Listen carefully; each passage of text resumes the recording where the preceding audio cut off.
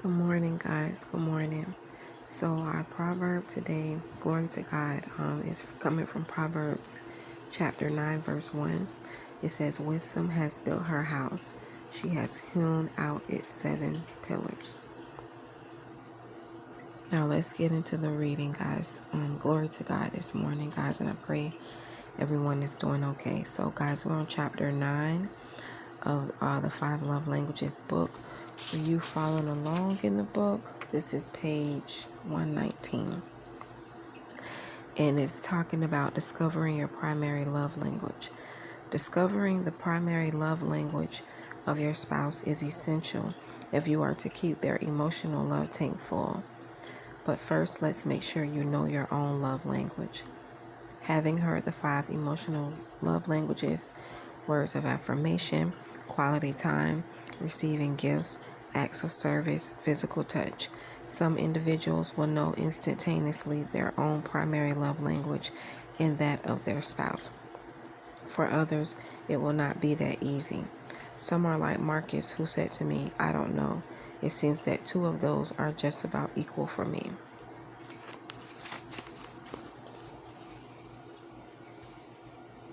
"Which 2?" I inquired. "Physical touch and words of affirmation," he responded. "By physical touch, what do you mean?" "Well, mainly sex," Marcus replied. I probed a little further, asking, "Do you enjoy your wife running her hands through your hair or giving you a back rub or holding hands or kissing and hugging you at times when you're not having sexual intercourse?" "Sure," said Marcus. "I'm not going to turn them down, but the main thing is sex. That's when I know that she really loves me." Leaving the subject of physical touch for a moment, I turned to affirming words and acts.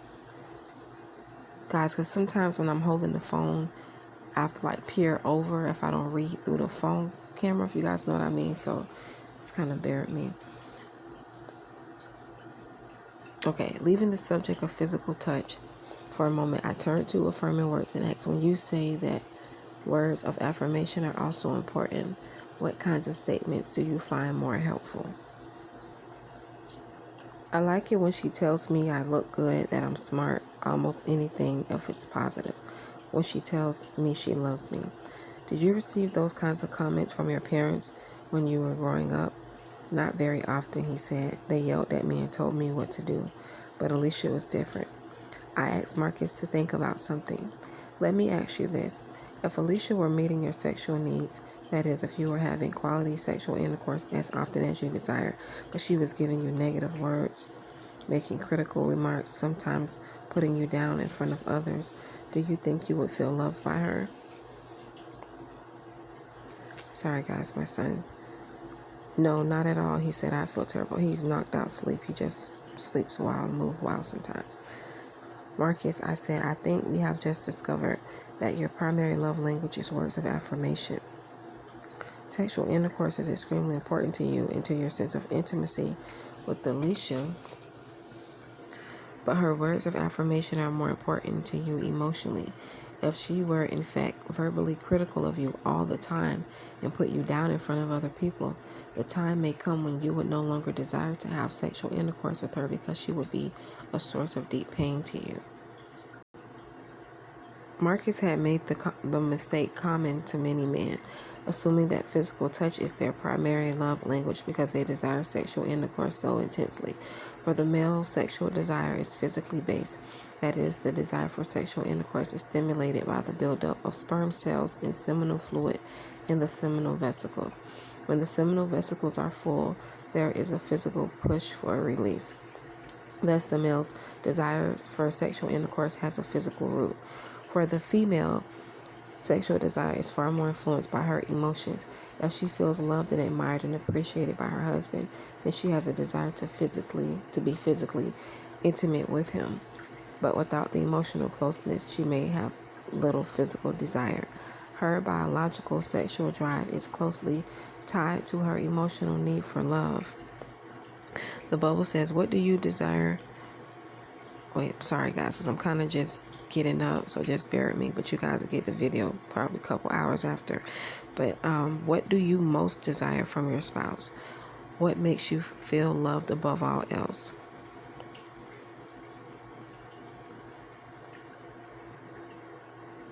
Because the male is physically pushed to have sexual release on a somewhat regular basis, he may automatically assume that this is his primary love language.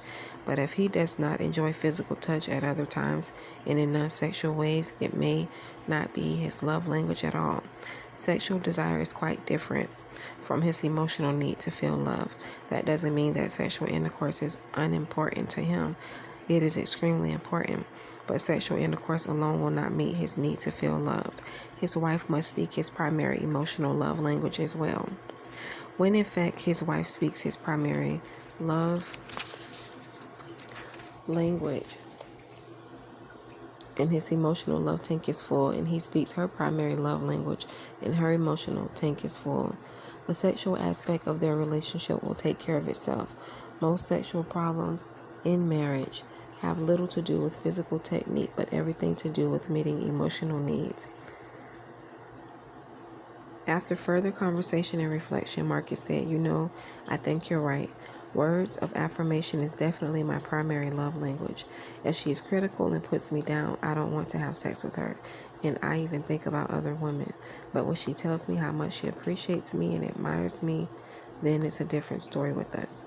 And this says the bubble. Each of the love languages is vulnerable to insincere manipulation. Brittany has wondered for years whether she really has only one primary love language. I know I most value quality time and acts of service, she said, but it's hard to know which is primary with me. It used to be acts of service, but it seems that as I've gotten older, I'm more concerned with sharing good times with friends and family and less worried about how stuff gets done. How do you know? How the love languages can hurt us. What is your primary love language? What makes you feel most loved by your spouse? What do you desire above all else? If the answer to those questions does not leap to your mind immediately, perhaps it will help to look at the negative use of love languages. What does your spouse do or say or fail to do or say that hurts you deeply? Ignoring your partner's love languages is like ignoring the needs of a garden. If we don't weed, water, or fertilize, it will die a slow death. We're on page... we read the bubble. We're on page 123 for you following along. But if we actually abuse our partner's love languages, that is, use them for harmful purposes, it's like taking a machete to that same garden and chopping everything up. Each of the love languages is vulnerable to insincere manipulation. The use of words your spouse loves to hear just so they will engage sexually with you is wrong. So is attempting to do a lot of chores for someone just so they will praise you. If your deepest pain is the critical, judgmental words of your spouse, then perhaps your love language is words of affirmation. Sarcastic, hateful, or dismissive words are wounding to anyone, but especially so to the person for whom affirming words is their love language. Similarly, the lack of words, giving someone the silent treatment, can be devastating. We have already discussed the hurt and anger felt by spouses who resent their mates for not helping enough around the house. Clearly, the spouse's love language is acts of service, but recently I heard about a wife who took this a step further. She and her husband had been arguing all weekend. On Sunday, rather than make lunch for the two of them as usual, she fixed something for herself and told him, "Make your own lunch." She withdrew a service she had always performed for him, knowing his love language was acts of service. If your primary love language is gifts, you may relate to the story of the young girl who had a very hard Christmas one year. Her older brother had not spent much time or effort on his gift giving. He gave her something he had found lying around the house. Nothing she needed, nothing special or thoughtful. She, of course, was deeply wounded.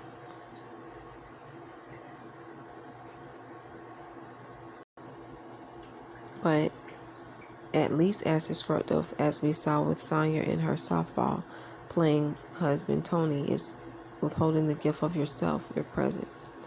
Similarly, the spouse whose love language is quality time might find herself more bored by her and her husband's evening routine of dinner, TV, and bed, or struggle more when her spouse travels on business. She might even long for more meaningful emails than "good meeting today, see you tomorrow." What of physical touch? Touch, of course, has immense potential for abuse, as we have already discussed. Touch can comfort, reassure, encourage, invite. It can also scar physically and emotionally. Touch withheld can also bring pain. Let me make sure that we read that. Okay, what are you asking? When you're trying to figure out your primary love language, it helps to look back over your marriage and ask, what have I most often requested of my spouse? Whatever you have most requested is probably in keeping with your primary love language. Those requests have probably been interpreted by your spouse as nagging, but in fact they have been your efforts to secure emotional love from your spouse. Brittany, the woman who was wondering if she was more quality time or acts of service, has thought about this. I guess by this measure, I do lean more towards service, if only because I feel like I'm always asking my husband to do stuff. 1 second, guys. Sorry about that. Another way to discover your primary love language is to examine what you do or say to express love to your spouse.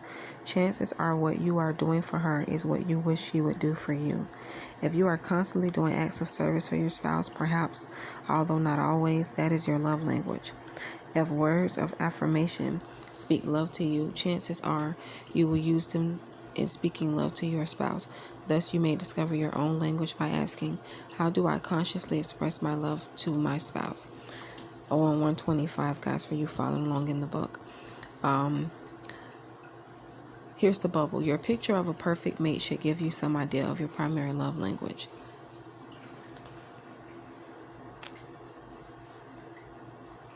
Okay. But remember that approach is only a possible clue to your love language. It is not an absolute indicator. For example, the husband who learned from his father to express love to his wife by giving her nice gifts expresses his love to his wife by doing what his father did. Yet receiving gifts is not his primary love language. He is simply doing what he was trained to do by his father. I have suggested 3 ways to discover your own primary love language. Number 1, what does your spouse do or fail to do that hurts you most deeply? The opposite of what hurts you most is probably your love language. Number 2, what have you most often requested of your spouse? The thing you have most often requested is likely the thing that will make you feel most loved. Number 3, in what ways do you regularly express love to your spouse? Your method of expressing love may be an indication that would also make you feel loved. Using those 3 approaches will probably enable you to determine your primary love language. If 2 languages seem to be equal for you, that is, both speak loudly to you, then perhaps you are bilingual. If so, you make it easier on your spouse. Now he or she has 2 choices, either of which will strongly communicate love to you. You may also wish to take the 5 love languages profile found at the back of the book. Discuss the results with your spouse. And let's see this, guys. Yeah, that's the one I've been giving you guys. Guys, sorry about my stomach also, because I wake up in the morning and first thing I drink is water. Right before drinking anything else, pretty much. So it's like, Okay, but that's the website. Yeah, that is the website I've been showing you guys. Visit 5lovelanguages.com. That's the one in the beginning of the book with the collection that I showed you guys. Discuss the results with your spouse. 2 kinds of people may have difficulty discovering their primary love language. The first is the individual whose emotional love tank has been full for a long time. Her spouse has expressed love in many ways, and she is not certain which of those ways makes her feel most loved. She simply knows that she is loved. The second is the individual whose love tank has been empty for so long that he doesn't remember what makes him feel loved. In either case, go back to the experience of falling in love and ask yourself, what did I like about my spouse in those days? What did he do or say that made me desire to be with him? If you can conjure up those memories, it will give you some idea of your primary love language. You could also ask yourself, what would be an ideal spouse to me? If I could have the perfect mate, what would she be like? Your picture of a perfect mate should give you some idea of your primary love language.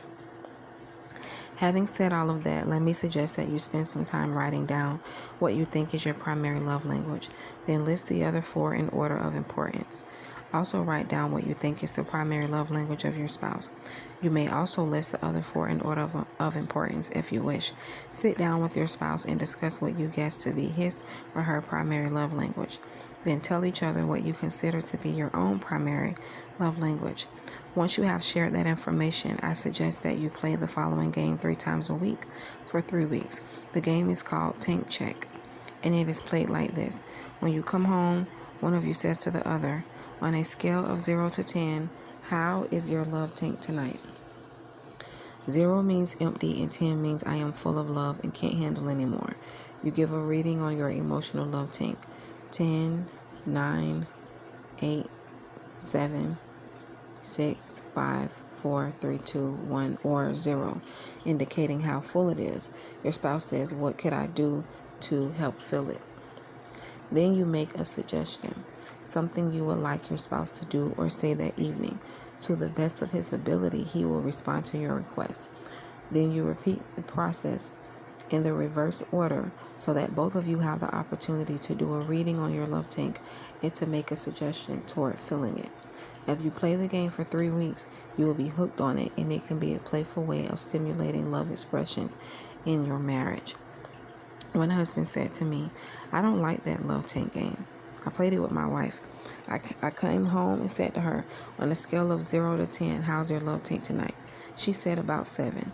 I asked, what could I do to help fill it? She said, the greatest thing you could do for me tonight is to do the laundry. I laughed because of what she said. I said, me myself just laughed because of the laundry. I said, love and laundry, I don't get it. I said, that's the problem. Perhaps you don't understand your wife's love language. What's your primary love language? Without hesitation, he said, physical touch, and especially the sexual part of the marriage. Listen to me carefully, I said. The love you feel when your wife expresses love by physical touch is the same love your wife feels when you do the laundry. Let me see what this was. Okay, I thought I had this on Do Not Disturb. Okay. So I just got a email. Now when I'm doing these videos, I try to give you guys my undivided attention. So I usually have it on Do Not Disturb. Okay, bring on the laundry, he shouted. There we go. I'll wash the clothes every night if it makes her feel that good. Incidentally, if you have still not discovered your primary love language, keep records on the tank check game. When your spouse says, what could I do to help fill your tank? Your suggestions will likely cluster around your primary love language. You may request things from all 5 love languages, but you will have more requests centering on your primary love language. Perhaps some of you are saying in your minds what one couple said to me in Zion, Illinois. Dr. Chapman, all of that sounds fine and wonderful, but what if the love language of your spouse is something that just doesn't come naturally for you? I'll discuss my answer in chapter 10, which we'll read tomorrow. I was going to read a little bit more today, but we're just going to, like I said in the beginning, focus on 1 chapter a day. Your turn. Do you think by now you have a good sense of what your spouse's love language is? How about them for you? What more could you do to explore this? If your love tank is completely empty or very full, whether you know your love language or not, play the tank check game over the next month. Ask for a reading from 0 to 10, 3 evenings a week, and then take the suggestions of your spouse to raise that number for him or her. If your spouse is at a 10 consistently, you can pat yourself on the back, but don't stop loving. And that concludes this chapter, guys. Tomorrow morning, God's will, we're going to be talking about love is a choice, and that'll be page 131. Okay, so I always try to show you guys this at the end of the video sometimes. So here's what we've read. We read acknowledgments in chapters 1 through 9. So over the next coming days, we'll be closing this book, God's will. Tomorrow we'll be talking about love is a choice, God's will, and continuing forward, love makes a difference. loving the unlovely. And then I told you guys that I have chapter 13 broken down into 2 days, because you're going from 165 to 205, and that's a lot to read for just one day. So I have that chapter broken down into like 2 days. So it's like day 13 and 14.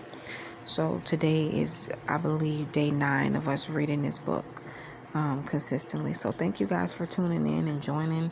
Pray y'all have a beautiful day. And see you guys back tomorrow, God's will.